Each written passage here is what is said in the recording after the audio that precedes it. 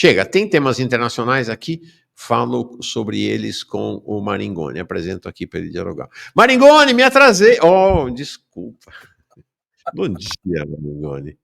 Mauro, eu vi que tudo estava diferente porque você está sem as suas esfuziantes e trepidantes camisas coloridas. Não sei se deve ter ido tudo para lavar, você mudou o figurino e falei, alguma coisa séria está acontecendo no programa. Estou com essa azulzinha aqui para combinar com o nosso fundo, por sinal, deixa eu mudar isso. Tá certo, tá certo. Então eu falei, alguma coisa grave está acontecendo, então até relevei o atraso, falei, deixa eu prestar atenção. Mas muito boa a sua análise, você pegou esse negócio da Tebet, é matadora essa história, né?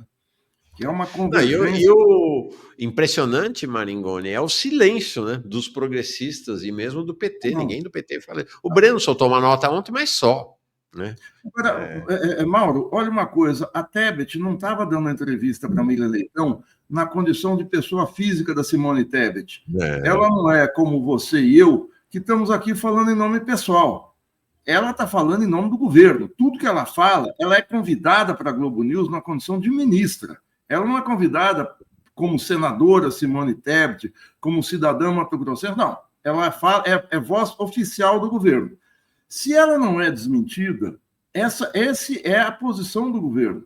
Assim como quando o Lúcio vai aos microfones e anuncia que tem parentes, que a baderna em torno dos quartéis no pré-8 de janeiro e no próprio 8 de janeiro são tranquilos porque ele tem parentes lá, aquilo lá é uma coisa pacífica, tal. Ele está falando pelo governo, por mais que pareça informal. Se não há desmentido, é posição do governo. Ou então, o governo se tornou uma várzea. Cada um atira para um lado e fala como quer. Não, cada um atira para o lado, não. Só pode atirar para a direita, né? Se atirar pela esquerda, como o Lupe, está ameaçado de demissão, né? Exatamente. Não estava falando esse negócio de cada um atira para um lado, é quando o Lula fez aquele discurso, se não me engano, em Sorocaba, falando que ia tomar medidas mais duras sobre a questão da alta dos alimentos. O Fávero, o ministro do agronegócio, logo em seguida, poucas horas depois, desmentiu o presidente da República, falando que não ia ter medida nenhuma contra o mercado, contra o agronegócio. Então, há essa questão seguinte, existe uma voz única no governo. E ali foi um caso extremo do ministro corrigir o seu superior, e o Lula ficou quieto, né? Isso é impressionante. Eu fico imaginando o clima no interior do governo com essas coisas. Agora, que há uma grande convergência governo e oposição no projeto econômico, isso há. Maringoni, queria falar contigo, né? Porque esse é um tema que a gente tem falado já desde o final da semana passada. Me parece, Maringoni, que há uma certa mudança de qualidade no governo e nas forças progressistas. Assim, acho que o processo de rendição política ideológica ao neoliberalismo está chegando ao ápice, né? Está chegando ao seu ponto culminante. Nunca dá para saber, né? Pode ser ainda mais. Né? Quando a Simone Tebet vem e fala, como você falou, com apoio do governo, né? Apoio do Haddad, ela fala em nome. Ela, na entrevista para Miriam Leitão, diz que o Haddad é um herói. Né? Eles atuam em dupla, né? Eles atuam o tempo inteiro juntos, não tem grande divergência entre eles. Né? E aí você vê, eu mostrei aqui, né?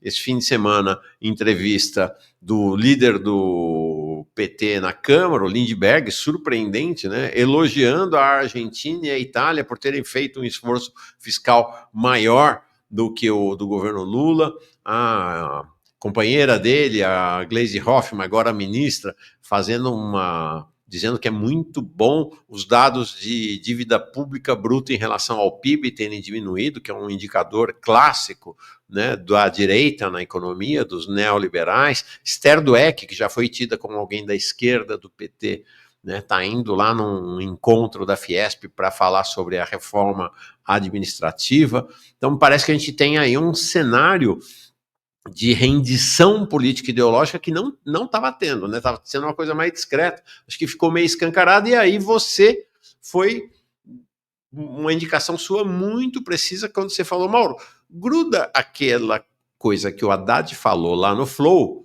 com as cenas as quais, né, da situação a qual ele estava se referindo. E a gente fez a montagem mostrando mais cedo, mostro de novo, e aí volto para você para falar um pouco sobre esse status da rendição política ideológica. Haddad, Flow, Argentina. Com sucesso, com uma política que é o meio que diferente, o contrário do que a gente está fazendo aqui. Se der certo, é esquisito pra gente, não é? Não, primeiro que eu torço para dar, porque... a gente também. Não, porque pelo seguinte, se a Argentina fosse na Ásia, eu estaria torcendo para dar. Mas sendo nosso vizinho, eu estou torcendo mais para dar. Até porque nós temos um comércio que está muito prejudicado pela situação da Argentina. Sim. Um comércio bilateral. Então eu torço para dar. 2, gostaria que desse certo sem o custo social que está sendo imposto à população? Sim.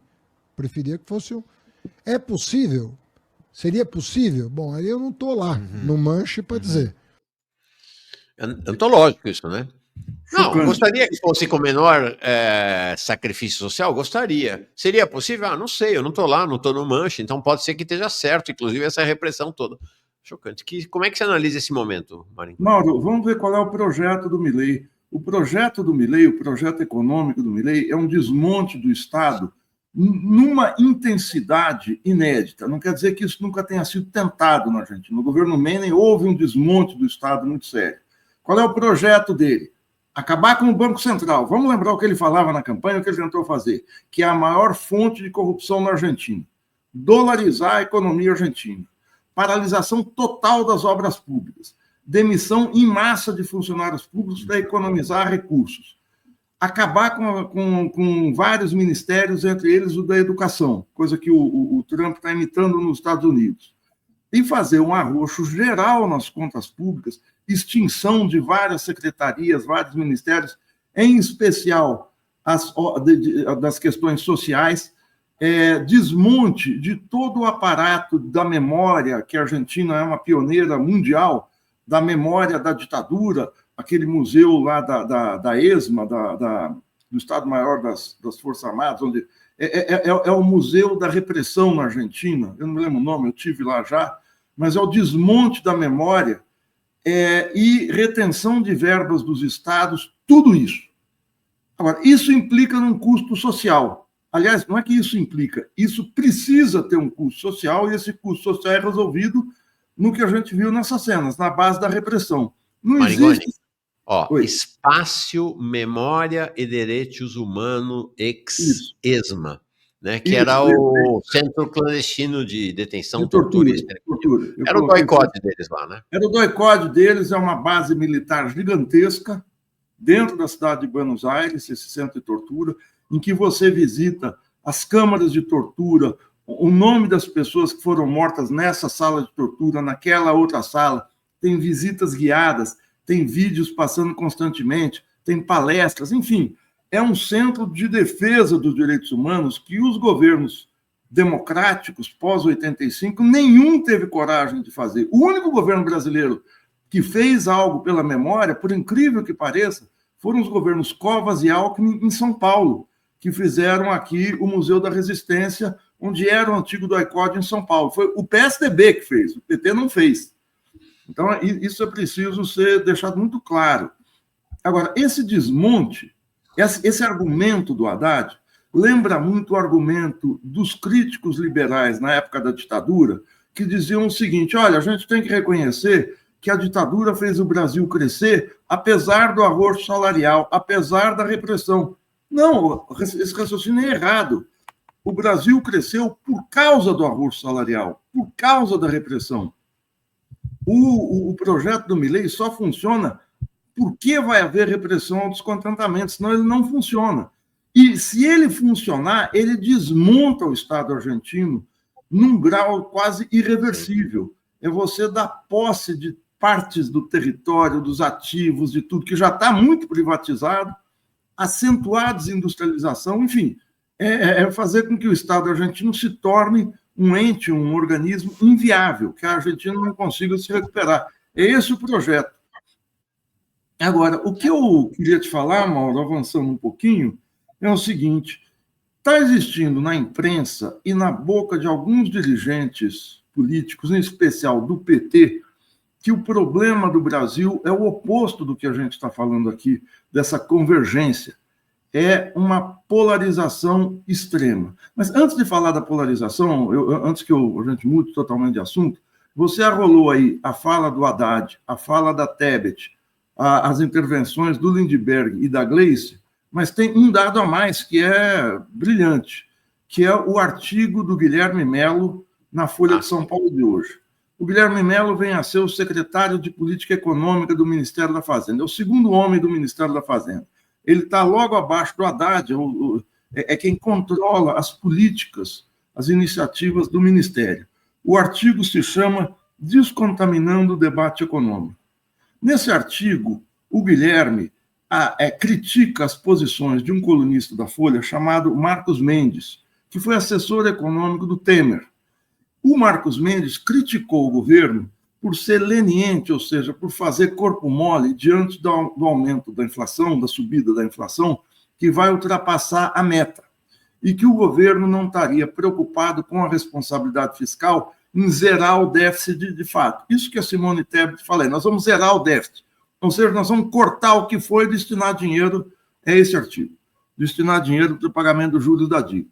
Nesse artigo, o Guilherme Melo faz uma defesa pesadíssima do modelo fiscalista, do modelo de corte de gastos, do arcabouço, do arroxo nas contas públicas. Mas ele fala especialmente de duas coisas. O regime de metas de inflação foi instituído no Brasil em 1999, na época da quebra do real, ou seja, na passagem do primeiro para o segundo governo Fernando Henrique, o governo... E isso é uma coisa que vem, se não me engano, foi tentado em Israel, na Austrália, em outros países, e foi transplantado para o Brasil, que é o seguinte: o Conselho de Política Monetária, o Conselho Monetário Nacional, que é formado Ministério do Planejamento, Ministério da Fazenda e Banco Central, no caso concreto, Simone Tebet, Haddad e Roberto Campos Neto, agora Galípolo, periodicamente se reúnem para determinar qual vai ser a meta de inflação, quanto que o Banco Central vai precisar subir os juros, na prática é isso, né, para atingir uma meta de inflação determinada. A meta é de 3%. Ela é muito baixa para um país que saiu da pandemia, como todos os outros. Nós tivemos uma explosão de inflação nos últimos anos por causa da pandemia e por causa da elevação do preço da energia, do gás e do petróleo na conta da guerra na Ucrânia. A Rússia saiu do mercado internacional de gás e petróleo, os preços na Europa explodiram, a gente teve inflação de 9% em 2022 na Inglaterra e um pouco acima de 9% nos Estados Unidos, por força dessa restrição do fornecimento de gás. Nenhum país do mundo está cumprindo, nenhum país dos importantes, uma meta de 3% de inflação nos últimos anos. Nenhum. Agora começa a se estabilizar um pouco, estabilizar sim, se arrochando as contas públicas para que essa meta seja atingida, para uma meta baixa ser atingida. A meta de 3% é baixíssima para o Brasil. Mas o Haddad resolveu manter essa meta de 3%, que é quase impossível de ser atingida. Para isso, o Banco Central tem que elevar a taxa de juros, comprimir a demanda, aquela história toda de encarecer o crédito das pessoas para reprimir o consumo, reprimir a demanda. O debate entre o Guilherme Melo e o Marcos Mendes se dá em torno disso. Vocês não estão cumprindo a meta de inflação, diz o Marcos Mendes. Aí o Guilherme Melo puxa a tabela e fala, olha, em 26 anos, só em 3 ou 4 anos, eu não me lembro o que exatamente ele fala, mas são em poucas oportunidades que a meta foi cumprida. A meta, na verdade, ela tem uma banda para cima e para baixo, que ela pode, até 4,5%, estar dentro dessa banda de variação, uma banda de flexibilidade da meta. Nunca foi cumprida e nós estamos cumprindo, nós vamos cumprir essa meta, não sei o quê. Quanto ao superávit primário, ele brande o seguinte, os governos petistas fizeram superávit primário o tempo inteiro, metas primárias. Quem não fez foi o seu governo é o governo Temer, que fez déficits muito acima do que nós estamos fazendo, ou seja, gastou muito mais do que nós gastamos e quebrou a meta de inflação. O que isso quer dizer, em outras palavras? O Guilherme Melo está criticando o governo Temer. Você e eu criticamos o governo Temer pelo que ele tem de restritivo. O Guilherme Melo critica o governo Temer pela direita, dizendo o seguinte: não, vocês foram moles com a inflação, vocês não foram neoliberais o suficiente como nós estamos sendo. É um striptease que ele faz diante do público, mas mais do que tudo, o Guilherme Melo está vindo a público no mesmo momento em que o Haddad está dando entrevista, se identificando com a Argentina, que o Lindbergh está falando das metas de superávit primário, a terceira maior do mundo, que a Glaze está dizendo que nós vamos cumprir metas de superávit primário, que a Simone Tebet está falando, é uma ofensiva. E aí o Guilherme Melo fala, nós vamos arrochar. Por que eles falam isso? Eles estão falando com o mercado. Uhum. Diante de solavancos na economia mundial, diante de problemas evidentes que estão acontecendo na estabilidade desde a posse do Trump, ele está dizendo o seguinte, ele está beijando a cruz, ele está dizendo, olha, não, nós vamos manter o arroxo. É uma unanimidade impressionante que está acontecendo. Mas, mais do que isso que eu quero falar é o seguinte, apesar disso, se fala por aí que nós vivemos um ambiente de polarização. O candidato a presidente do PT, o Edinho Silva, ex-prefeito de Araraquara, tem dito desde o ano passado, desde quando ele perdeu as eleições em Araraquara, ele falou o seguinte, nós perdemos para a polarização. Eu não me lembro quem ganhou, se foi o PL, quem foi, mas foi a extrema-direita que ganhou a prefeitura em Araraquara, ele foi prefeito 2 vezes seguidas. Ele não perdeu para a direita, ele perdeu para a polarização. Ele foi ao BTG Pactual há 10 dias e numa conversa com os banqueiros, com aqueles, uma espécie de entrevista que ele dá num palco, ele diz o seguinte, nós estamos vivendo, o problema maior do Brasil é que o centro político acabou, o centro, as posições de centro, o Brasil foi para os extremos e isso acarreta uma polarização que prejudica a unidade. Nós temos que ter uma unidade acima da coloração partidária. Nós precisamos ter uma convergência, não a polarização que nos prejudica. Várias outras lideranças têm falado isso, e nesse domingo o Estadão soltou várias páginas, uma edição especial, sobre a polarização. Aliás, foi a manchete do jornal de domingo. O Estadão não tem mais a importância que tinha 30, 40 anos atrás, quando você e eu estávamos em redações. Mas quando eu estava no Estadão, o Estadão se achava... Os editoriais do Estadão pareciam assim... as tábuas da lei que eles se davam essa importância. Os editoriais tinham um peso na conjuntura, hoje não tem, mas essa edição é significativa. Eles entrevistam o cientista político, o professor da Unicamp, o Carlos Nobre, tem um artigo do Oliver Stunkel, que é professor de Relações Internacionais da GV, e vários artigos mostrando como a polarização prejudica. Polarização sendo o seguinte, ninguém se entende, cada um fala uma coisa, tem brigas na rua, Bolsonaro vai para a rua, xinga um, Lula xinga outro, tem essa confusão na conjuntura e é preciso haver um entendimento acima dos partidos. Mas cadê o desentendimento no que importa, que é na política econômica? Se eu pego a política econômica da Dilma I e da Dilma II, ajuste fiscal, se eu pego a política econômica do Temer, que pouca gente fala, mas ela foi dirigida por um homem de estrita confiança do Lula, que foi presidente do Banco Central por 8 anos, que é o Henrique Meirelles. Se a gente tem a política econômica do Paulo Guedes, que é ajuste fiscal, o Temer fez o teto de gastos. O Paulo Guedes é ajuste fiscal, corte nas contas públicas. Se a gente pega a política do Haddad, que é um novo teto de gastos, claro que o Haddad não é fascista, não tá brandindo Deus acima de tudo, o pátria acima de todos, não quer golpe militar, não quer nada disso. Por isso é que você chama de neoliberalismo progressista. É um neoliberalismo pretensamente democrático. Mas no grão, na essência, nos fundamentos da política, eles são extremamente semelhantes. Claro que tem um que é mais brutal e outro que é menos brutal, mas o resultado, o propósito é o mesmo. Gastos públicos para jogar o dinheiro, jogar esse produto dos cortes na ciranda financeira, jogar na alta dos juros. Então, eu posso detalhar isso, mas o fato é o seguinte, não há polarização alguma. Só para terminar, falar que a polarização é um problema, né? O problema é a polarização. É como se a polarização fosse um sujeito, fosse um partido, fosse alguém dotado de vontade própria. É a mesma coisa quando a gente falava, quando faz em tom de piada, quando o general Mourão estava se desentendendo com o Bolsonaro, a gente brincava, olha, na briga entre o Mourão e o Bolsonaro, eu fico com a briga. Isso é uma piada. A briga não é um... Polarização é uma relação social, uma relação entre duas forças, é um choque de opiniões. É como correlação de forças. A correlação de forças não é um ente que sai por aí andando, prejudicando, atrapalhando a vida das pessoas.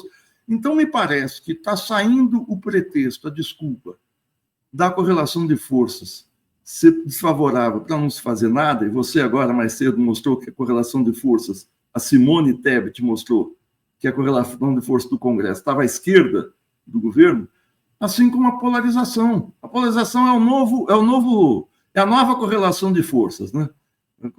Agora o problema todo é a polarização. E o que há é briga de torcida. O Bolsonaro grita daqui que anistia, outro fala que não, xinga o Bolsonaro e tal. Enfim, é uma coisa para estimular as suas bases partidárias. Fazer a crítica da polarização é mais ou menos como fazer a crítica do envelhecimento, né? Ou, em outras palavras, é dizer o seguinte: ontem nós tivemos uma entrevista muito impactante aqui com o mestre Ricardo Antunes, né? E ele vai dizer uma coisa importante, que é este governo Lula 3, ele avalia que Lula 1 e Lula 2 também, mas esse chegou ao auge, assim, chegou ao paroxismo. Este é um governo do Partido da Ordem, né, na avaliação dele. E aí, o que ele quer dizer com isto? É um aprofundamento da ideia da conciliação de classes. Esta lógica de que a polarização é o mal, que une esse pensamento, une o Zé Múcio, une a Tebet, une o Haddad, une o Edinho, todos eles pensam isso, que a polarização é o mal. Na prática, ou ao fim e ao cabo, Maringoni, na minha avaliação, é a tentativa de negar a existência da luta de classes. Porque a polarização é inerente à luta de classes em qualquer sociedade, né? Mas, Mauro, ela é inerente à democracia. Eu só consigo escolher A ou B se eu sei o que A está falando e o B está falando e escolho um deles. Se eu escolho projetos distintos. Eu só acho que esse fiscalismo do PT, essa expressão Partido da Ordem vem da Revolução Francesa, né? Isso. Então, o Partido da Manutenção da Ordem, o Partido Conservador. Isso eu concordo com o Ricardo. Agora, o PT é mais do que isso, né? O PT já era um partido neoliberal, ele mostrou que não era um partido desenvolvimentista a partir da Carta aos Brasileiros e do aprofundamento da Carta aos Brasileiros no primeiro governo. O Palocci fez superávit primário de 4%. O Banco Central, que não era independente, colocou a taxa de juros em julho, agosto de 2003 em 23,5%. 23,5%. Nós vamos caminhar para lá, pelo visto. Então, já era um governo extremamente de arroxo, o governo que fez a reforma da Previdência. O segundo governo Lula teve uma janela de oportunidade internacional, não tinha teto de gastos, né, mas teve uma janela que foi o boom das commodities. Entrou divisas aqui no Brasil, como há muito não entrava, divisas de exportação. Isso facilitou a implementação de vários programas sociais, mas isso também, e a gente nunca fala de uma outra consequência, auxiliou a reprimarização da economia brasileira. Por quê? A gente teve ali em 2004, 2005, se a gente pega o gráfico da participação da indústria no PIB, esse é um gráfico importante, ele foi muito difundido, é o seguinte: em 1947, o Brasil era um país agrário, era o país do café. A indústria participava com 11% na composição geral de tudo que a economia brasileira produzia por ano. A agricultura, eu não me lembro exatamente quanto, mas ela ocupava, assim, 30 e tanto por cento, 33, 35%, e os serviços sempre são a maior parte, serviços, comércio, serviços gerais e tal, todo tipo de serviço bancário, quer dizer, o que você não está produzindo mercadorias tangíveis, ou são serviços. Mas isso começou a subir no Nacional Desenvolvimento, e a gente chegou ao auge, na época do governo Sarney, em 85, que a gente teve perto de 35%, foi 27%, 28% de participação da indústria no PIB. Era mais ou menos o que a França, que era um país industrializado, tinha. E a partir dali, com a implantação do neoliberalismo, várias crises, isso começa a cair. E hoje a gente está de novo por volta de 10%, mais ou menos o que tinha em 47%. Eu digo isso porque essa queda da participação da indústria no PIB, ela teve um pequeno aumento em 2004, 2005, quando o Lula ele faz com que as estatais, tudo que tinha financiamento do Estado, tivesse uma política de conteúdo nacional. Os estaleiros brasileiros, com subsídio estatal, tinham que ter fornecimento de peças, de insumos e tal, da indústria nacional, plataforma da Petrobras construída aqui, tinha que ter conteúdo nacional, enfim. Isso alavancou a indústria com uma política eficiente do governo federal de incentivo à indústria. Quando vem o boom das commodities, aí todo mundo relaxa. Não, nós estamos vendendo soja adoidado, nós estamos vendendo ferro, nós estamos vendendo manganês, petróleo e tal, deixa, continua assim. E aí veio a queda da indústria brasileira no único governo Lula que não foi explicitamente fiscalista. Depois, em 1º de janeiro de 2011, a Dilma começa com um ajuste fiscal pesado. O segundo governo Dilma é mais pesado ainda. O Temer é mais pesado. O Bolsonaro nem se diga. E aí, eu acho que o nosso problema, essa percepção que o Ricardo está tendo, e que você está citando, que acho que é a sua também, se dá pelo seguinte caso. Nós estávamos exaustos, nós, o Brasil, com esses governos de arroxo, e a expectativa geral é que, com a eleição do Lula, a gente fosse ter um alívio.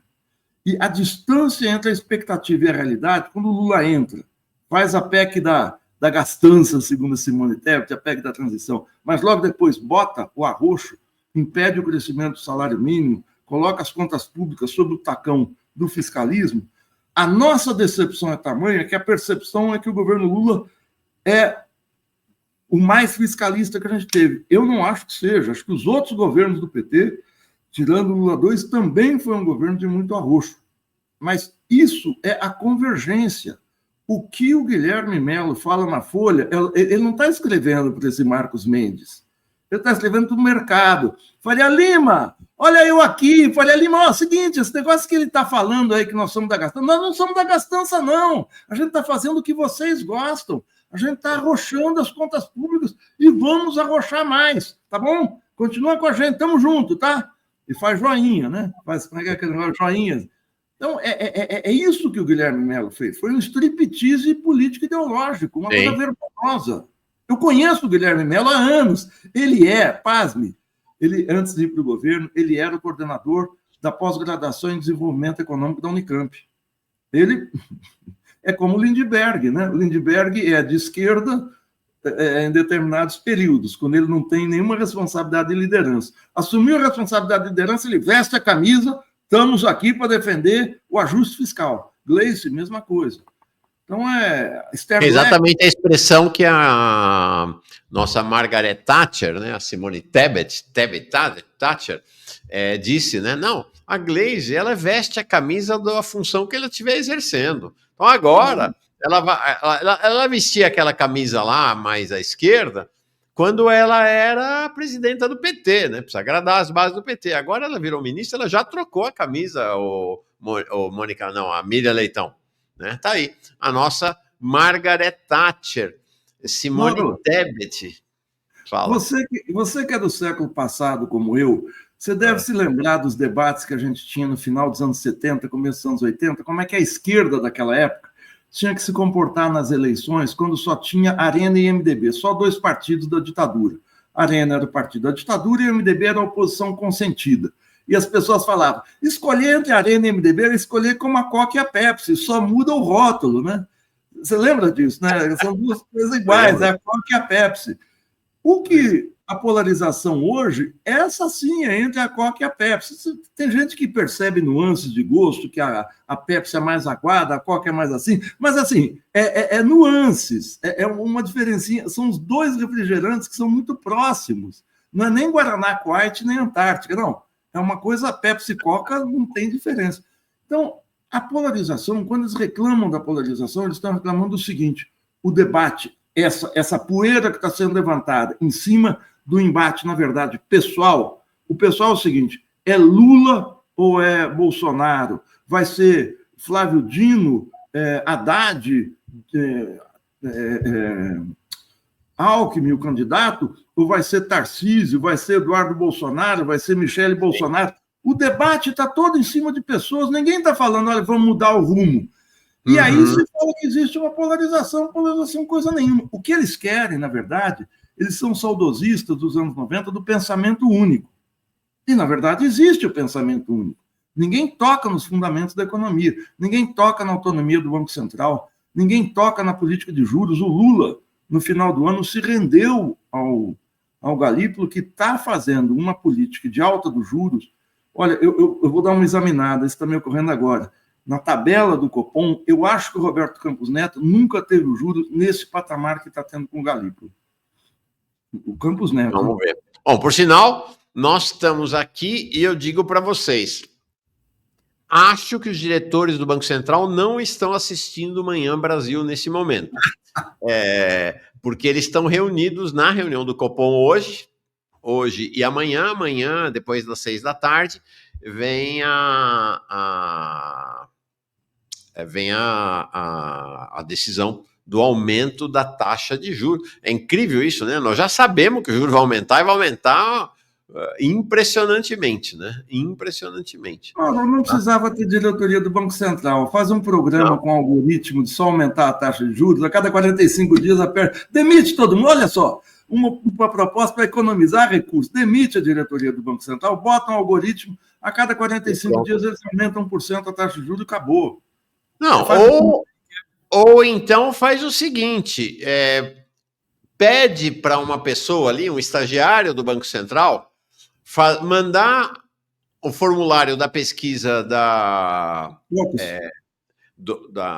inflação, taxa de juros e tudo para o pessoal do Focus, recolhe e a alternativa que for a vitoriosa passa a ser a taxa de juros. Que também não é muito diferente disso que está acontecendo atualmente. Não. Bom, Maringoni, mudando de assunto, eu queria aproveitar a tua presença aqui. Você lançou 2 artigos muito relevantes e impactantes agora nos últimos dias. Tá? O primeiro deles, em parceria com a economista Denise Lobato Gentil, a nossa Denise Gentil aqui. Eu digo nossa porque ela já virou...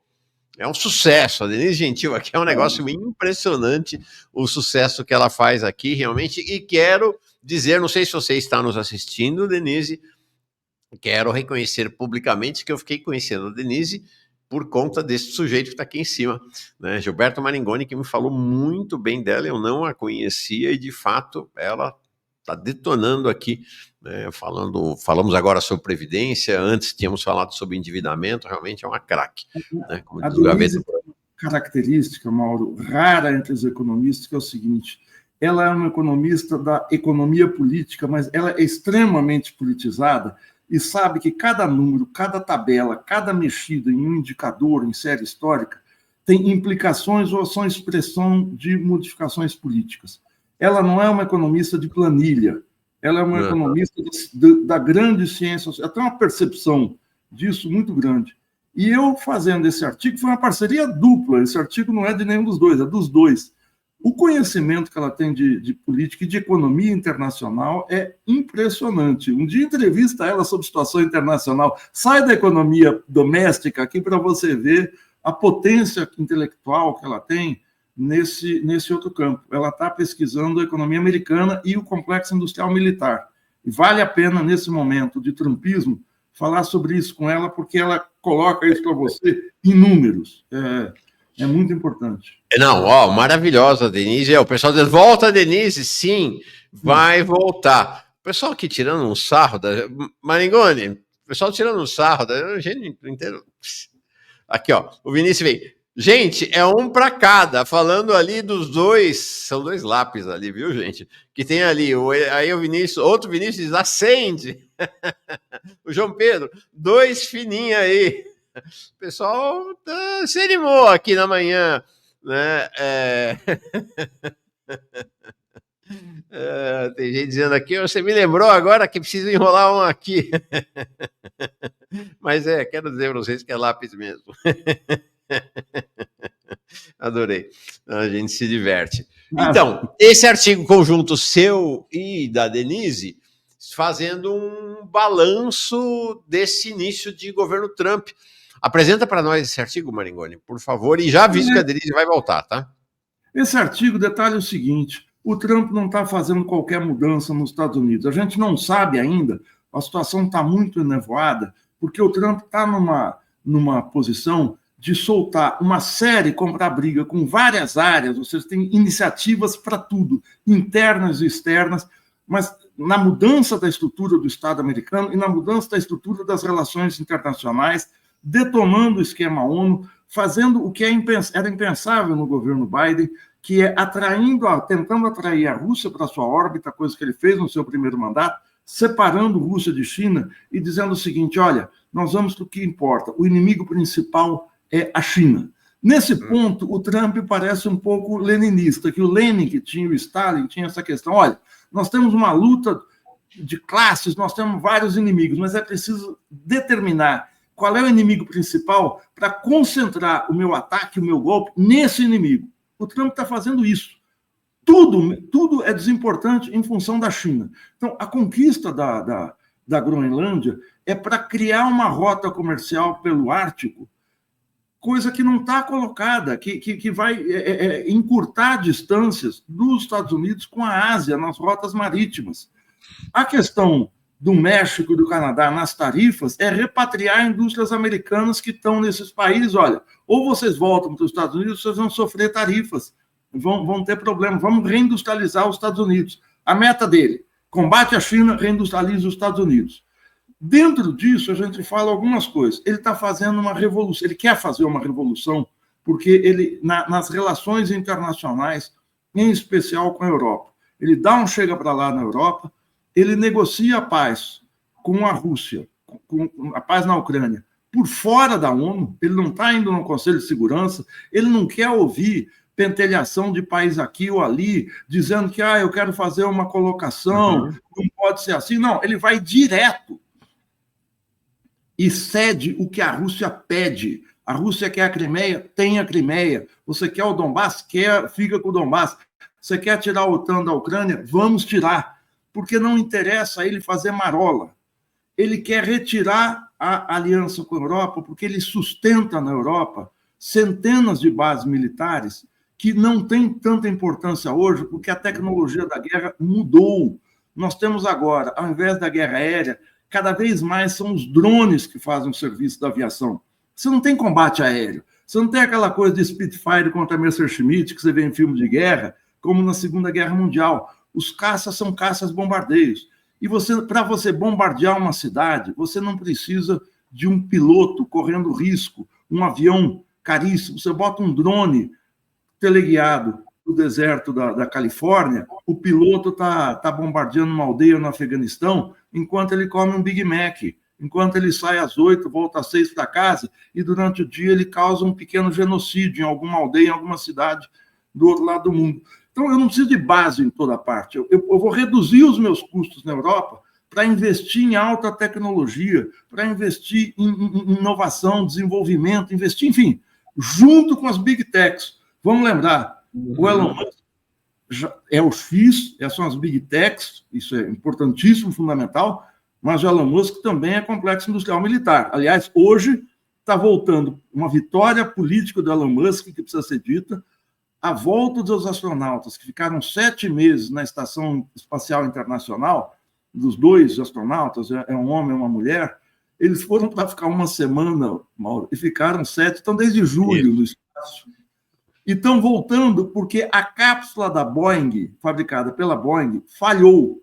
E eles estão voltando numa cápsula da SpaceX, da empresa do Elon Musk. É uma vitória da Big Tech do Elon Musk, que tem várias ramificações, além da Starlink, do X e tal, tem essa divisão aeroespacial. É uma vitória do Elon Musk dentro do cartel de financiamento, do cartel não, da disponibilidade de financiamento do Estado americano para a indústria aeroespacial, que, no fundo, faz parte do complexo industrial militar. Então, isso que o Trump está fazendo, de centrar fogo na China. Olha só, nessa estação espacial, hoje, lá em cima, você tem 5 ou 6 astronautas, saíram 2, tinham 7. Tem 4 americanos e tem um russo, não tem nenhum chinês. A estação espacial já mostra, isso já vinha do governo Biden, né, mas já mostra que não tem um problema figadal com a Rússia hoje. Sim. Então, a gente precisa ter essa dimensão do que o Trump está fazendo. Agora, ele está passando por cima de muita coisa, né? Ele está indo para cima da Universidade de Colômbia, dos estudantes pró-Palestina, expulsou um aluno, quer deportar. Ele mantém o fogo e o apoio a Israel em Gaza. O Netanyahu, antes de romper o cessar-fogo ontem, ligou para o Trump e ele continua a brutalidade dele espalhada pelo mundo. Quando ele acaba com a USAID, quando ele acaba com várias ONGs, com vários financiamentos a ONGs no mundo, e essa é uma pequena janela de oportunidade, muito pequena, mas o Trump deixa de lado aquilo que se chama o soft power americano. Né? Os Estados Unidos, o Joseph Nye, que era um assessor do Clinton para assuntos de defesa, ele escreveu um livro que ele classifica o seguinte: os Estados Unidos têm 2 grandes poderes, que é o hard power, que é o poder brutal das Forças Armadas, da Marinha, da Aeronáutica, do Exército, mas os Estados Unidos têm um soft power, os financiamentos, as políticas sociais que eles fazem pelo mundo, qual a USAID era um polo importante, a guerra cultural via cinema, o mundo inteiro para ver o Oscar, os Estados Unidos são o demônio, mas todos nós ficamos encantados pelos Estados Unidos terem nos dado o prêmio do Ainda Estou Aqui. Então, os Estados Unidos usam essa multiplicidade de instrumentos e ferramentas para ter iniciativa diante do mundo. O que o Trump está fazendo? Ele está esvaziando o soft power, o poder do convencimento. E isso começa a colocar pela primeira vez a face dos Estados Unidos, que sempre foram os mocinhos nesse grande filme com que eles querem fazer com que a gente acredite que o mundo seja um grande filme, bons contra maus. Os bonzinhos são eles, os maus os comunistas, os muçulmanos, os árabes, os latino-americanos. Eles estão mostrando uma face perversa, sim, muito clara, não para nós de esquerda, mas para a opinião pública geral. O Trump tem cara de mal, o Trump tem cara de bandido. Eu não quero ficar fechado numa sala com esse sujeito, ninguém quer. Com o Obama, tudo bem. O Obama ia tomar um vinho com ele, porque ele é simpático. A própria imagem do Obama era o soft power. No Trump não tem. Então, você tem uma série de contradições nesse comportamento, nessa imagem do governo americano. Claro. Quem é que não convida o Haddad para tocar um violão e jantar em casa? Pois é. Agora, o Paulo Guedes não, né? Paulo Guedes não. Agora, uma coisa interessante, Maringoni, muito legal esse artigo de vocês, realmente muito interessante, muito legal. Tem uma questão, primeiro o Trump é a lógica capitalista elevada à enésima potência.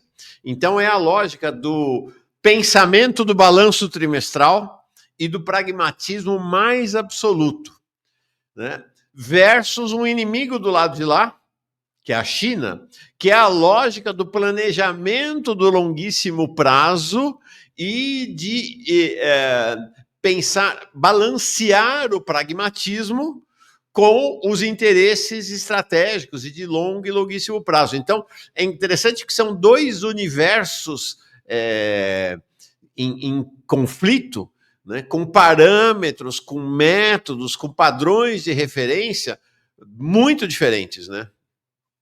Muito diferentes. A China, que controla o Estado de uma maneira muito mais eficiente do que o Trump, quer dizer, o Trump ele faz essas mudanças na estrutura do Estado, quer demitir 1,5 milhão de funcionários, extingue agências, extingue ministérios, para fazer um Estado mais controlável, menos burocratizado do seu ponto de vista, para ele poder agir de acordo com a necessidade muito rápida. É como se fosse mesmo um transatlântico que pode dar um cavalo de pau. A China tem um Estado mais ágil, embora seja gigantesco. Mas o que me parece até aqui é que a China ainda está estudando muito os parâmetros do enfrentamento. Porque o número de iniciativas que o Trump colocou é um número para confundir inimigos e antigos aliados. E isso é que torna o mundo todo passivo ou reativo das ações dos Estados Unidos nesse momento, né? Por isso é que o Netanyahu explicitamente vai ligar para ele. Ele fazia isso com o Biden também, mas ele continua a atuação ali não mudou a política externa americana. Ele vai continuar sustentando Israel, até porque o peso do sionismo na classe dominante dos Estados Unidos, na indústria cultural, na política, na Casa Branca, é enorme, né? Aí você não tem polarização alguma. Aliás, não tem polarização nos Estados Unidos, quer dizer, você tem na política externa, né, nessa questão, mas no grande projeto imperial americano não existe ninguém falando, nós não queremos que os Estados Unidos continuem sendo a potência hegemônica no mundo. Ao contrário, o que o Trump está fazendo é querer manter essa hegemonia. Você está sem som, Mauro. Deixa eu atualizar aqui, estou repetindo. Deixa eu atualizar aqui, era o que eu tinha falado. Quem faz leitura labial entendeu. Os novos membros, as últimas mensagens que chegaram, o Matoso chegou como novo membro, o Felipe chegou aqui também como novo membro, assim como o Marxista em Formação. Tá? Eu digo sempre fundamental, porque é isto, né? Toda opção que você faz, ela amplia o horizonte, mas ela te impõe restrição. Então, a nossa opção de ser um canal da esquerda brasileira, efetivamente, assentado, né, numa análise marxista, olhando para o socialismo com um viés comunista, faz com que a gente se autorrestrinja, né? Não tem dinheiro de governo, não tem dinheiro de grandes empresas, não tem dinheiro da Petrobras, não tem dinheiro do Banco do Brasil, não tem dinheiro das empresas que foram privatizadas, não tem dinheiro de banco. E aí, é nós, é nós com o Marxista em Formação, é nós com o Felipe, é nós com o Matoso, é assim que a gente se financia. Aliás, Mauro, só um cumprimento a vocês pelo nome do canal, é Manhã Brasil agora. Eu achei excelente, o logo é lindo. Farol Brasil, Farol Brasil. Não, desculpa, Manhã Brasil, Farol Brasil, porque não é farol marxista, não é farol comunista, que seria estreito, é Farol Brasil. Nós estamos pensando o Brasil. Para pensar o Brasil, a gente pensa de determinada maneira, com determinado viés. Agora, é amplo, nós estamos pensando o país todo. Isso é muito importante, esse nome, a força do nome está aí. E eu posso dizer para vocês que o Maringoni, a opinião do Maringoni, importa muito em termos gráficos também, porque ele é um grande artista, grande artista. Você gostou do logo e dessa testeira aí, como a gente diz, né? Muito, muito bonito. A testeira lá parece, tem uma referência muito brasileira, que parece os azulejos do Atos Bulcão. Congelou o Maringoni. Peraí, Maringoni, volta. Oi. Oi, Mauro. Oi. Você estava falando que a testeira lembra? Os azulejos do Atos Bulcão. O Atos Bulcão foi um artista plástico, um artista gráfico modernista brasileiro. Você tem vários edifícios, acho que no Ministério da Educação, no Rio de Janeiro, você tem os azulejos do Atos Bulcão. É uma estética profundamente brasileira. E isso lembra, não é igual, claro, não é, tem uma inspiração, mas é uma estética e as cores profundamente brasileiras, que tem uma alegria nessas cores, uma força, e tem uma diversidade, né? Porque são várias cores, não é? Você não botou uma bandeira vermelha, podia até pôr, eu ia gostar, você ia gostar, mas muita gente não ia. Então você tem branco, azul, amarelo e tal, parece assim uma diversidade do que é o Brasil. Achei lindo isso. Obrigado. Lindo. O Jones deve estar nos assistindo aqui, deve estar gostando também. E o NPC dizendo o logo está sensacional e a luz aponta para a esquerda, né? Não à toa. É isso aí, Farol Brasil. Não é como o farol do Lindbergh, que seria uma hora ele apontava para a esquerda, a outra para a direita, né? Seria... tá mais para biruta de aeroporto do que farol, né? Então é isso aí, um olhar para a esquerda é o nosso dístico ali embaixo do farol. Então, aí o Sil diz aqui, não existe Estado mais ou menos burocrático, a questão é a disputa pelo controle entre as classes. O Sil diz também, chegarmos na classe média é retirar o próximo cobertor de proteção do governo Lula. Progressistas vão ter que suar na disputa, ou seja, retirar a base de 0 a 2 salários mínimos. Esse é o preço que é capaz do governo pagar. O Sil também diz o Lula pode perder a eleição, mas vai morar como um câncer na classe média para impedir a pauta revolucionária com o neoliberalismo progressista. É uma camada de proteção de médio e longo prazo. O Sil também diz aqui, Lula se orgulha de fletar com a Febraban. Sabidão. Maringoni, então, você falou desse cenário dos Estados Unidos, achei muito legal essa coisa que você traz do pragmatismo, né? E aí, como você aborda essa questão das bases militares na Europa, né? Que as bases militares, o que você está dizendo com o novo formato da guerra, tecnológica e dos drones, de que adianta ter bases aéreas com pilotos caríssimos, de salários altíssimos, com aviões caríssimos, ou seja, é um pragmatismo, né? É o pragmatismo elevado à enésima potência. O Trump pensa, bom, por que é que eu vou ficar pagando uma conta multibilionária se eu não preciso mais? Se botando uma basezinha desse tamaninho, com drone, sem ter essa parafernália toda, eu resolvo o meu assunto, né? Então é o pragmatismo elevado à enésima potência. E aí queria colocar para você um outro tema, que é o segundo artigo, né? Eu falei dos 2 artigos. Então, né? Do geral para o particular, né? Um método, ou do particular para o geral, no caso aqui do geral do mundo para o Brasil. Esse outro artigo seu aí, já sem a Denise, diplomacia de eventos, no qual você faz uma análise da evolução mais recente da diplomacia brasileira. Te pergunto desse artigo e do status, da situação atual da diplomacia brasileira nesse contexto do mundo em mudança aceleradíssima com Trump, China, Rússia, BRICS e tudo mais.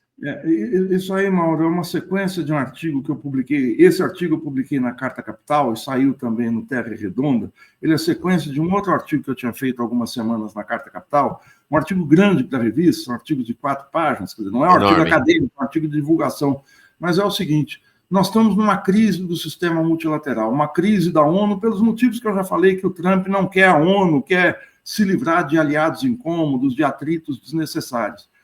E nisso, como é que se localiza a diplomacia brasileira ou a política externa ativa e altiva do primeiro e especialmente do segundo mandato do Lula, em que houve uma hiperatividade real da política externa, em especial na América do Sul e junto aos países da África. O Brasil fez investimentos em Angola, Moçambique, teve uma presença importante na parte especialmente de investimentos. Eu posso entrar no detalhe se esses investimentos foram positivos ou não, porque o Brasil levou o agronegócio para Angola e Moçambique.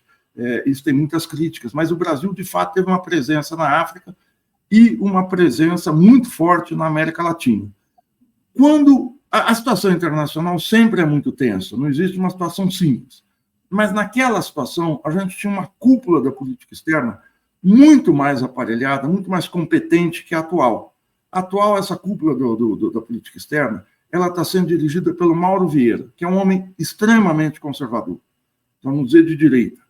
Eu nunca li nada relevante do Mauro Vieira, nenhuma ideia relevante. O máximo que ele consegue falar, eu disse aqui no outro programa, é que ele, o Lula e o Trump vão se entender porque ambos são nacionalistas dos seus estados. Mas o fato é o seguinte, a política externa tinha Celso Amorim no comando do Itamaraty, na fazenda política, na Secretaria-Geral do Itamaraty, comandando a máquina, aí com um manche na mão, como fala o Haddad, o Samuel Pinheiro Guimarães, que era um intelectual de primeiríssima linha na política externa, um quadro político que infelizmente faleceu no início do ano passado, e o outro era o Marco Aurélio Garcia, que era um gigante da política externa, porque ele não só conhecia os estados, os ministros, os presidentes da República, mas especialmente as sociedades na América Latina, na África e na Europa.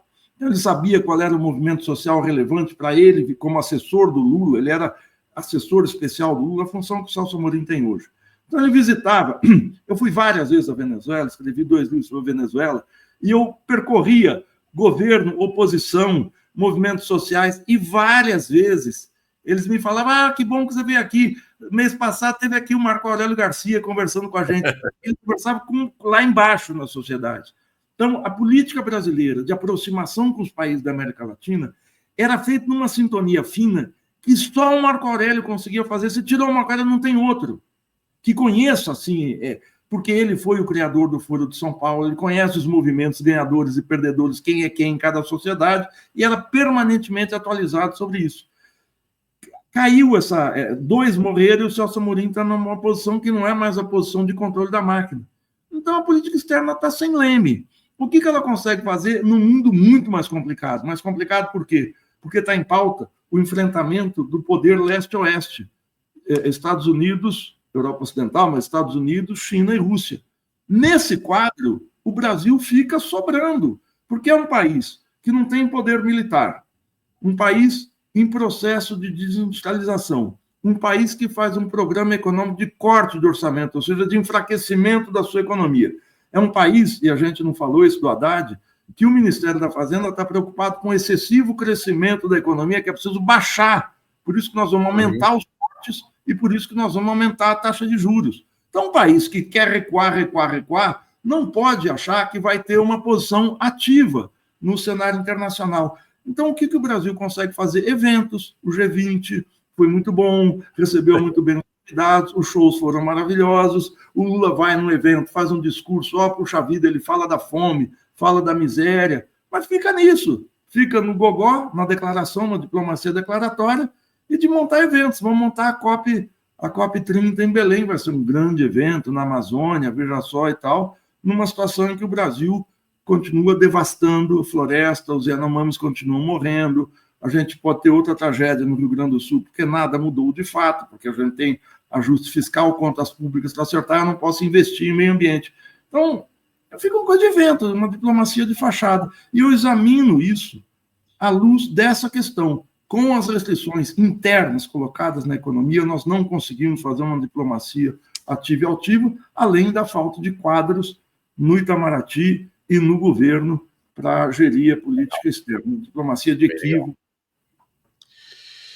Tá tarde, nós já passamos do horário, tô vendo a Thalita já tá aqui, já vou embarcar a Thalita daqui a um minutinho, o Jones ainda não chegou, mas vai chegar logo mais, mas eu queria, ela mandando um tchauzinho ali, já vou embarcar, e eu queria tratar de 2 temas contigo, ainda que brevemente, gostaria que fosse com mais tempo, mas vão ser brevemente. O primeiro tema já tinha prometido, é o ataque dessa madrugada de Israel, é o fim, né, do cessar-fogo, e o ataque brutal de Israel contra a faixa de Gaza. Eu fui pegar essa manchete no The Guardian, agora a mídia liberal está dando com um pouco mais de destaque, tá? Mas durante a madrugada não deu, estava falando, como é que era a manchete, acho que do Globo, do G1, que era Israel faz ataque contra terroristas na faixa de Gaza e coisa do gênero, mas aí fui pegar lá no The Guardian, o inglês The Guardian, né? 320 mortos nos ataques desta madrugada feitos por Israel. O Hamas já se manifestou, né, dizendo que esse é o fim do cessar-fogo, do acordo de cessar-fogo, disse uma das lideranças da direção do Hamas. Como é que você viu esse ataque aí? Bom, Mauro, essa manchete do Guardian está um pouco defasada, já são 413 mortos agora. Nossa. Um pouco antes de começar o programa já tinha aumentado, mais 660 feridos. E feridos desde gente que perdeu uma perna, um braço, criança mutilada, isso tudo. Ou gente que está à morte nos postos de socorro, porque os hospitais foram arrasados. Israel fez um ataque em 4 localidades, não são mais cidades, em Gaza, brutal. Desde ontem está fazendo romper o cessar-fogo, sob a alegação de que o Hamas não quer o entendimento. Na verdade, o cessar-fogo tinha 3 etapas. A primeira começou no início de fevereiro, era um cessar-fogo de 40 e poucos dias, com troca dos reféns que estão na mão de Israel com os reféns que estão com os palestinos. Foram 251 reféns capturados pelos palestinos em 7 de outubro, ainda tem 100 com o Hamas e tem milhares de prisioneiros, de reféns em Israel. E essa troca estava acontecendo. Eu já vou falar da troca, porque isso é essencial. Mas a segunda etapa era que o Hamas estava exigindo, assim, nós fazemos uma trégua, cessar-fogo. A segunda é o seguinte, a retirada de todo o aparato militar de Gaza. Saiam daqui. E isso que Israel não concorda.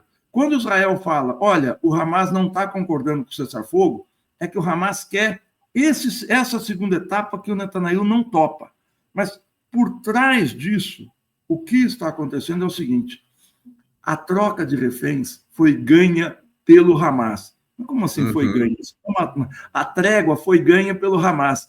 Por quê? O ganho de imagem, que você aqui tem brilhantemente pontuado quase diariamente, quer dizer, como é que os reféns palestinos em Israel saem, que é pele e osso, saem mutilados, saem traumatizados, e como é que são devolvidos os reféns do Hamas para Israel, fortes, sorridentes. Teve até aquele caso que você mostrou várias vezes aqui, do prisioneiro israelense com o Hamas beijando os seus algozes. Sim.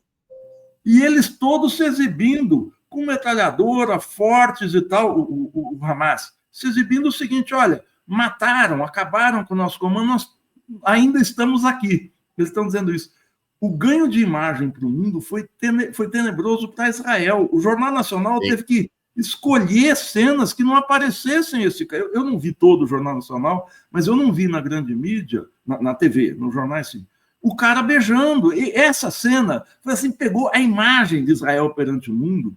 O cara saiu forte e saiu agradecendo seus algozes, né?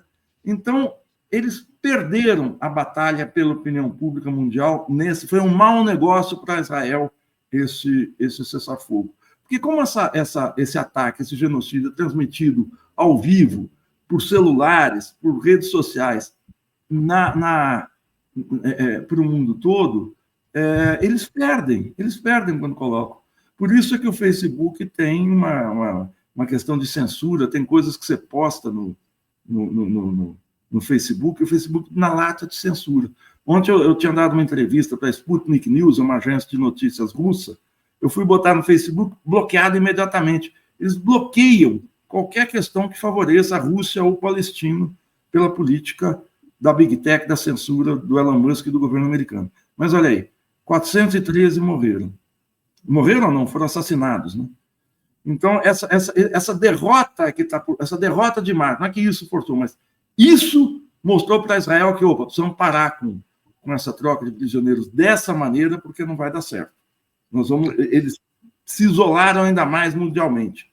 Tanto que mesmo a grande imprensa força a mão para falar do grupo terrorista Hamas diante do ataque, esse sim, terrorista de Israel. Muito impactante, efetivamente, muito impactante.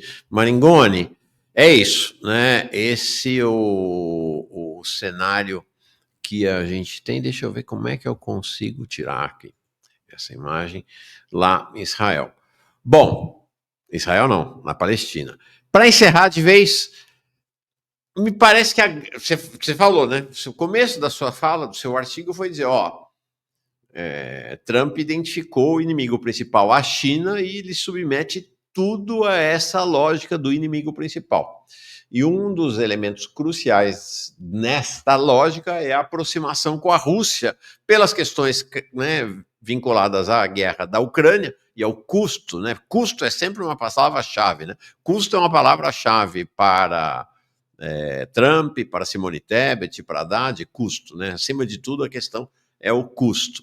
Então, tem a questão do custo da guerra da Ucrânia, mas tem também, me parece, aí queria ouvir tua análise, se você concorda com essa avaliação, de que esta aproximação que Trump faz com o Putin, por sinal os dois vão falar, ou já falaram por telefone hoje, sobre a questão da Ucrânia, teria como objetivo afastar a Rússia da China. Você acha que esse, de fato, é um objetivo e tem chance de sucesso, se for esse o objetivo? Olha, o objetivo do Trump é afastar, mas é mais do que isso, é neutralizar. Se ele atrair para a órbita americana, que eu acho muito difícil, eu não tenho elementos para dizer isso, eu acho difícil porque não dá para dizer, é outros 500, mas ele quer neutralizar a Rússia nessa aliança, não sei se consegue.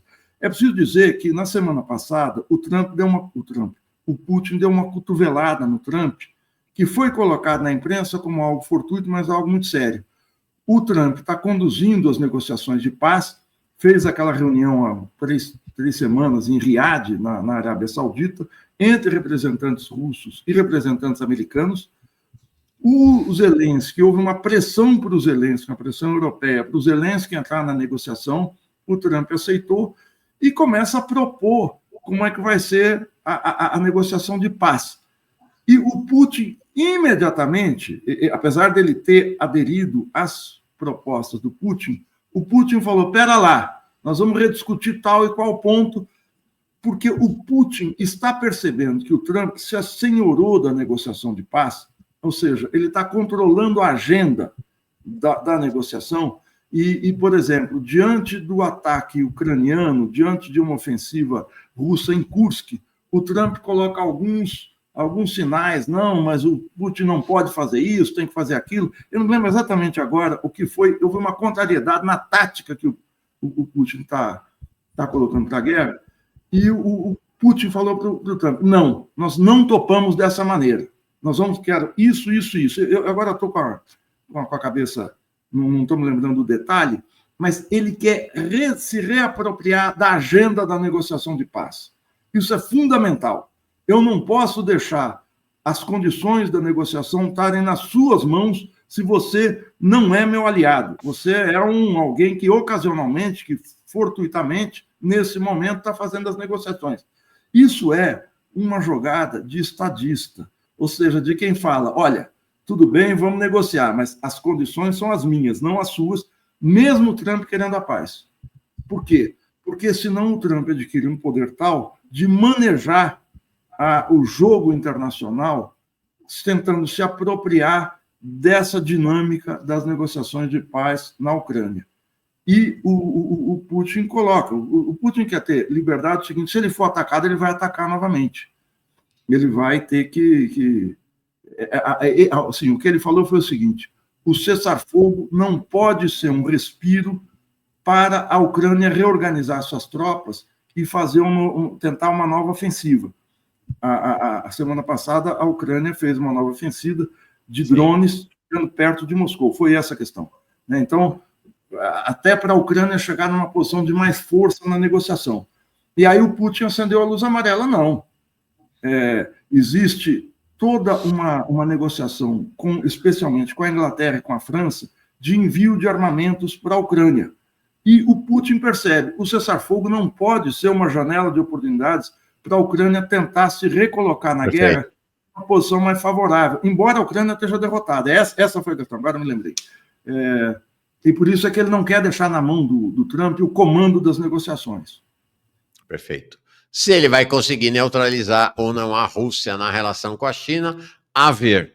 Mas puxar a Rússia para o seu lado como aliada contra a China, nem pensar, né? A ver, né? Eu acho bem difícil, mas... Tá bom. Bom, aqui, ó, vamos subir. Thalita, Francisco Lanferdini Serafini, a renda dos mais pobres subiu 10%, acima da inflação da comida, que foi 7,7%.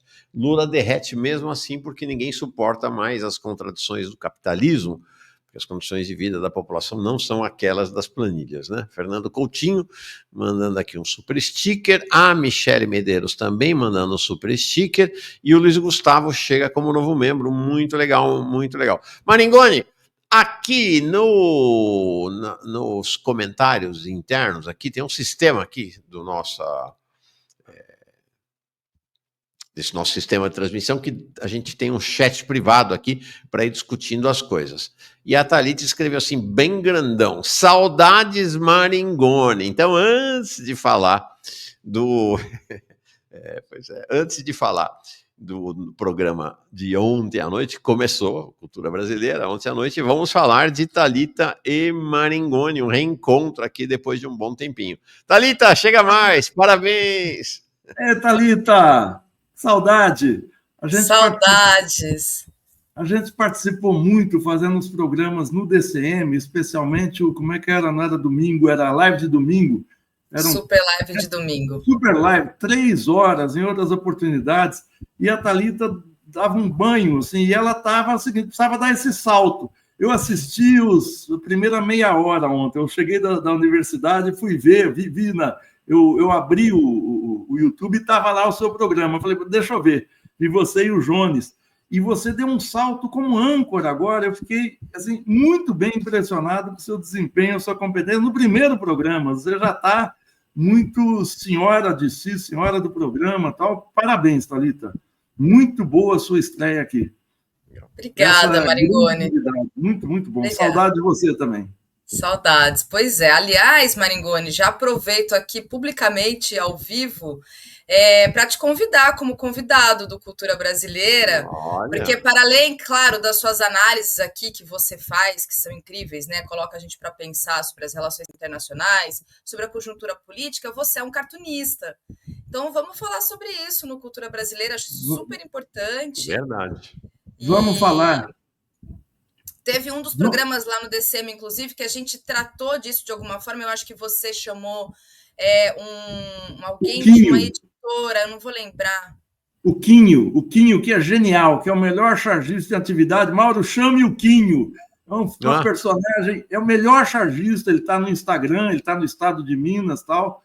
Ele é ótimo, muito politizado, mas vamos chamar o Quinho, Thalita, e vamos conversar sobre quadrinhos, sobre humor gráfico, sobre desenho gráfico, que isso, embora não seja a minha atividade principal hoje, já foi durante muito tempo, mas vamos falar disso sim. Eu te agradeço. Exatamente. E eu, como sou assim, meio espaçoso, já aceito o convite, não fico com aquela, vamos ver, não, topado. Eu já digo, primeiro Maringoni e Quinho lá no Cultura Brasileira, depois, mas o Maringoni, Thalita, eu te empresto, mas não dou.